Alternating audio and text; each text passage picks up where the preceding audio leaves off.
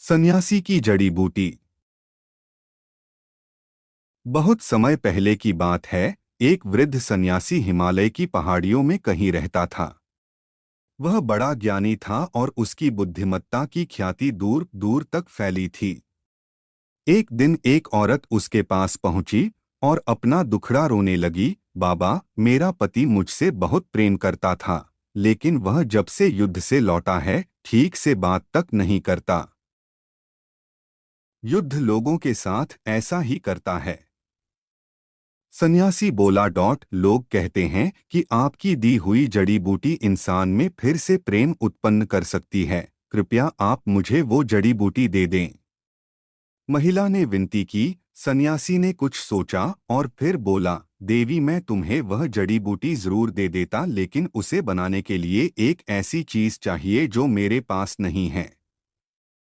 आपको क्या चाहिए मुझे बताइए, मैं लेकर आऊंगी। महिला बोली। मुझे बाघ की मूंछ का एक बाल चाहिए। सन्यासी बोला। अगले ही दिन महिला बाघ की तलाश में जंगल में निकल पड़ी। बहुत खोजने के बाद उसे नदी के किनारे एक बाघ दिखा। बाघ उसे देखते ही दहाड़ा। महिला सहम गई और तेजी से वापस चली गई। अगले कुछ दिनों तक यही हुआ। महिला हिम्मत करके उस बाघ के पास पहुंचती और डरकर वापस चली जाती।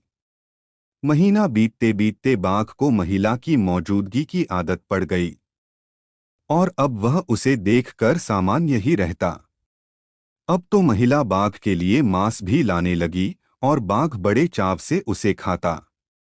उनकी दोस्ती बढ़ने लाफी और अब महिला बाघ को थपथपाने भी लगी।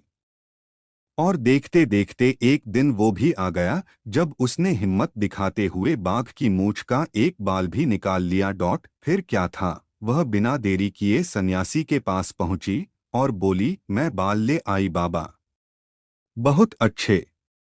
और ऐसा कहते हुए सन्यासी ने बाल को जलती हुई आग में फेंक दिया। अरे ये क्या बाबा, आप नहीं जानते इस बाल को लाने के लिए मैंने कितने प्रयत्न किए और आपने इसे जला दिया। अब मेरी जड़ी बूटी कैसे बनेगी? महिला घबराते हुए बोली। अब तुम्हें किसी जड़ी बूटी की जरूरत नहीं है। सन्यासी बोला। जरा सोचो, तुमने बाघ को किस तरह अपने वश में किया। जब एक हिंसक पशु को धैर्य और प्रेम से जीता जा सकता है तो क्या एक इंसान को नहीं? जाओ, जिस तरह तुमने बाघ को अपना मित्र बना लिया उसी तरह अपने पति के अंदर प्रेम भाव जागृत करो। महिला सन्यासी की बात समझ गई। अब उसे उसकी जड़ी बूटी मिल चुकी थी।